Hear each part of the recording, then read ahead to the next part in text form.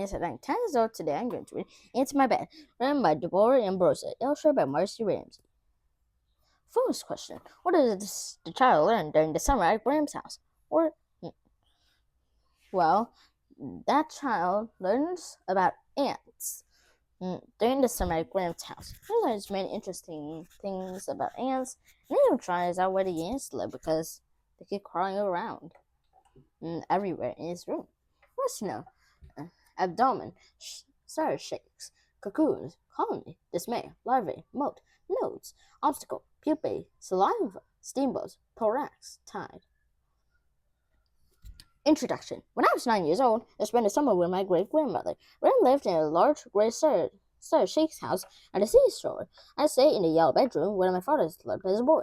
The rooms were to face the ocean, and the sound of the waves breaking against the shore always helped me sleep. At least it did, until the ant showed up a few weeks into my visit. I spent the first few weeks exploring the sea and saving the lives of some horseshoe crabs. I also had been busy riding the old bike Graham's friend Jim gave me.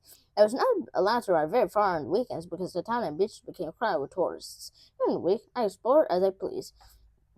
Jim usually dropped by in the morning and see breakfast with Graham and me. Sometimes he'd stick around to help Graham with big chores around the house. Other times he would take me down to the shore and teach me how to make sandcastles. I always thought of different ways to make my castle special. I used various sizes of cups, buckets, spoons, shovels, garden tools, and toys to make wondrous castles big enough for seagulls or small enough for ants to march through.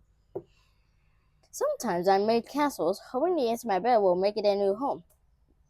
I settled for placing toy people in and around the castle once it was finished. To make sandcastle, first I would smooth out a flat surface to support it.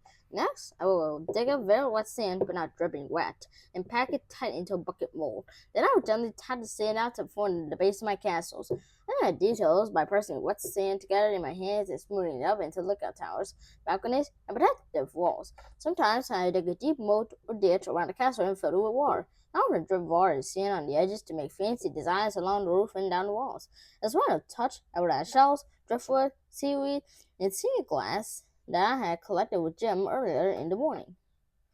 Sea glass. Sometimes Jim took me with him to walk down the beach and look for gifts from the sea. Jim called the treasures we found gifts, because once in a great while we will find something very interesting. And I found pieces of metal or wood from chips, teeth from a big fish, and even coins. Jim especially liked to find sea glass, which he collected. Jim told me sea glass is broken glass that had been worn smooth over time by the wind, waves, and sand. This makes the sharp edges rounded so they feel nice to hold. The little pieces of glass glow brilliantly when the sun shines on them. Jim found most of his sea glass during low tide after the storm turned up the ocean. He said most of what washed in with the tide was from the early 1900s when people threw glass overboard from steamboats. When I went with Jim to look for gifts, we would sort through what we had collected before I built my sandcastle that day. Early in my visit, I learned to ask Graham for the local town reports in the mornings. She explained how I could listen for them on the radio or read them in the local newspaper too. I wanted to find out the best times for finding sea glass and for building my castles. Much to my dismay, during high tide, the incoming waves destroyed my castles, washed them right into the sea. Graham said that the tides, or the ebb and flow of seawater, is caused by the attraction or pull of the sun and moon. But every 12 hours, I would say goodbye to that day's castle. Then I could start all over again, building different castles and trying out new ways to shape and decorate them. Visitors. I was having a terrific summer. Mary gave me easy chores like making my bed, washing the dishes, and sweeping her porches. I was usually free to roam my part at the beach between 2 days, ride a bicycle, read books, make friends with visiting children, or explore the shops in town. I had just one problem, and I didn't know how to solve it. I had ants in my bed. The ants didn't actually live in my bed. They just crawled across it. I seemed to be an obstacle in their path. Instead of going around me, they climbed over me. I wasn't sleeping well, thinking of creepy, crawling ants skittering across me in the night. I didn't want to smash or stomp or spray the ants. I just wanted them to cross somewhere else. I went to the town's library and asked the librarian what I could check out books about ants to find a solution to my dilemma. I looked through many, checked out 4, and headed back to Graham's house. Ants. As I read, I learned that ants live in colonies, which may exist for many years. Each colony has at least one queen that lays eggs. In about 25 days, the little eggs turn into larvae. In another 10 days, larvae make white cocoons to cover themselves inside to cover themselves. Inside the cocoons, larvae turn into ant-shaped pupae. Although altogether it takes almost 60 days for a new worker ant to be born. In just one colony, thousands of worker ants find food, build nests, and take care of the queen and her young. The bonus that ants eat a variety of foods such as insects, seeds, and nectar, which is the sweet juice plants produce. I found that ants have three parts: the head, the thorax, and the abdomen. The head contains the brain, two eyes, jaws, and the antennae. The eyes of an ant are called compound eyes because each eye is actually made up of many eyes. The jaws are an ant open and close like scissors. Ants use their antennae to hear, taste, smell, and communicate by touching each other. That was all pretty interesting, but I still didn't know how to get the ants off my bed. And as I kept reading, I learned the thorax contains 3 pairs of legs. At the end of each leg is a sharp claw that helps the ants to climb up walls. An ant has such strong legs that if a man could run as fast as an ant, he'd be able to keep up with a racehorse. The abdomen contains the stomach. Between the thorax and the abdomen are 1 or 2 bones called nodes. Ants do not breathe as we do because they do not have lungs.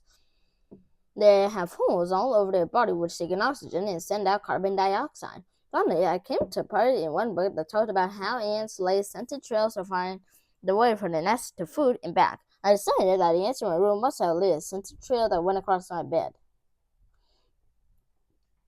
I knew I had to find the nest. I'd read it could be under a stone, under a log, or in the garden. Worker ants often come into houses looking for crumbs of food, especially sweet things. I thought I had been careful eating in my room. Grandma's yummy cookies, especially her peanut butter ones, did crumble.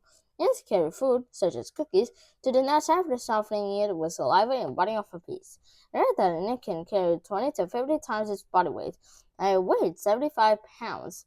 I mean, if I were strong as an ant, I could carry from 1,500 to 3,750 pounds. The search. I tried to follow the ants that were crawling into my room to find where they were coming from and where they were going. I discovered they were finding crumbs on my floor and in my bed, and they were carrying the crumbs near the window where they escaped between the woodwork and the wall. And when I started to try to find it coming out of the house, I saw many ants, but none were carrying crumbs or cookies. Where they lived under the house, where they lived in the walls. I decided to confess to Graham. I told Graham about the ants and even about the cookie crumbs. I also said that I did not want to hurt them. I just wanted to get them off my bed. I asked Graham if I could use her vacuum to sweep the crumbs in my room.